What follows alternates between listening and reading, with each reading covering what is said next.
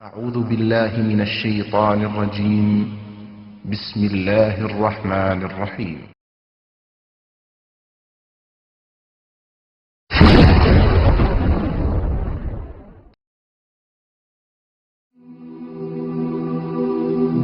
মৃত্যু এমন এক বাস্তবতা যার থেকে কেউ পলায়ন করতে পারবে না। প্রত্যেকটি প্রাণীকেই মৃত্যুর স্বাদ আস্বাদন করতে হবে। আল্লাহ তাআলা পবিত্র কালামে মাজিদে ইরশাদ করেন, কুল্লু নাফসিন যায়িকাতুল মাউত, প্রতিটি প্রাণী ওই মৃত্যুর স্বাদ আস্বাদন করবে।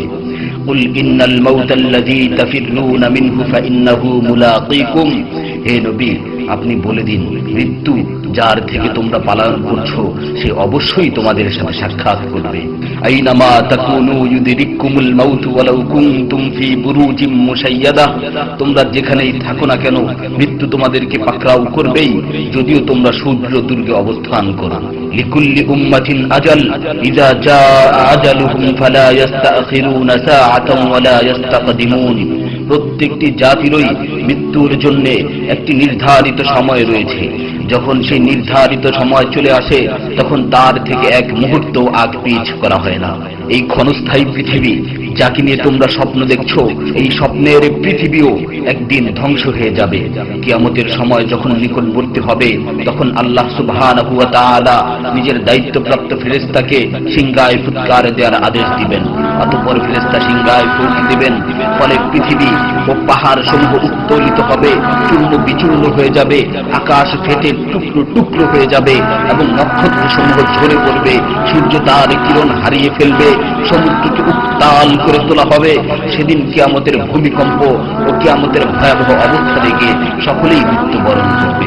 আল্লাহ তাআলা বলছেন, ইয়া আইয়ুহান নাসু তাকু রাব্বাকুম ইন্না যালজালাতাস সাআতি শাইউন আযীম ইয়াওমা তারাউনাহা তাযহালু কুল্লু মুরদি'াতিন আম্মা রাদা'at ওয়া তাদ'উ কুল্লু যাতি হামলিন হামলাহা ওয়া তারান নাসা সুকারা ওয়া মা হুম বিসুকারা ওয়ালাকিন্না আযাবাল্লাহি শাদীদ। হে মানুষ, তোমরা তোমাদের প্রতিপালককে ভয় করো, নিশ্চয়ই কিয়ামতের প্রকম্পন এক ভয়ঙ্কর ব্যাপার। সেদিন তোমরা দেখবে প্রত্যেক স্তন্যদানকারিণী আপন দুগ্ধপোষ্য শিশুকে ভুলে যাবে এবং প্রত্যেক গর্ভধারিণী তার গর্ভপাত করে ফেলবে। তুমি দেখবে মানুষকে পাগলের মতো, আসলে ওরা পাগল নয়, তবে আল্লাহর আযাবই হবে কঠিন।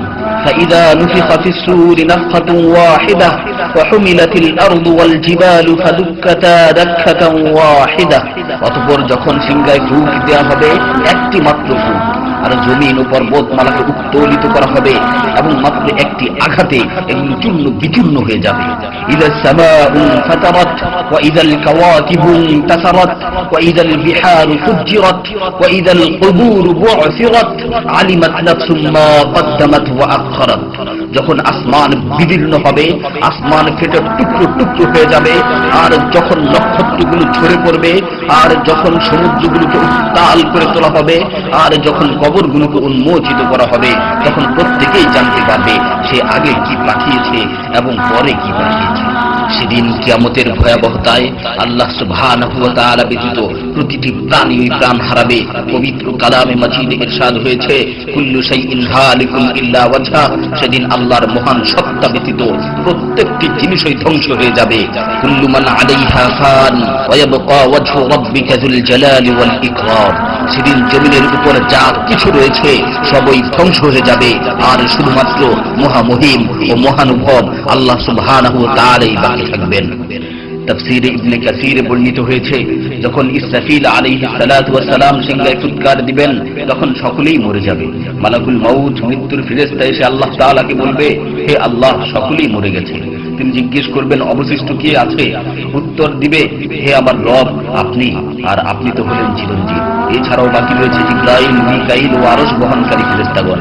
আল্লাহ তাআলা বলবেন, জিবরাইল ও মিকাইলেরও তো মৃত্যু হওয়া উচিত। মৃত্যুর ফেরেশতা মালাকুল মাউত বলবে, হে প্রভু, জিবরাইল ও মিকাইলও মরে গেছে। আল্লাহ তাআলা জিজ্ঞাসা করবেন, এখন আর কে বাকি আছে? সে বলবে, এখন আমি বাকি আছি ও আরশ বহনকারী ফেরেশতাগণ বাকি আছে। তখন আল্লাহ তাআলা বলবেন, আরশ বহনকারীদেরকেও মরতে হবে, তারাও মরে যাবে। আল্লাহ তাআলা আবার জিজ্ঞাসা করবেন, এখন কে বাকি আছে? মালাকুল মাউত আজরাইল আলাইহিস সালাতু ওয়াস সালাম বলবেন, হে আমার রব, এখন আপনি বাকি আছেন এবং আমি বাকি আছি। তখন আল্লাহ তাআলা আজরাইল আলাইহিস সালাতু ওয়াস সালামকে বলবেন, তুমি তো আমার মাখলুক, সুতরাং তুমিও মরে যাও।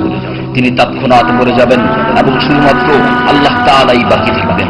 অতঃপর আল্লাহ সুবহানাহু ওয়া তাআলা জমিনকে ভাঁজ করে ফেলবেন এবং তিনি 3 বার বলবেন, আনাল জব্বার, আনাল জব্বার, আনাল জব্বার, আমি প্রতাপশালী, আমি প্রতাপশালী, আমি প্রতাপশালী।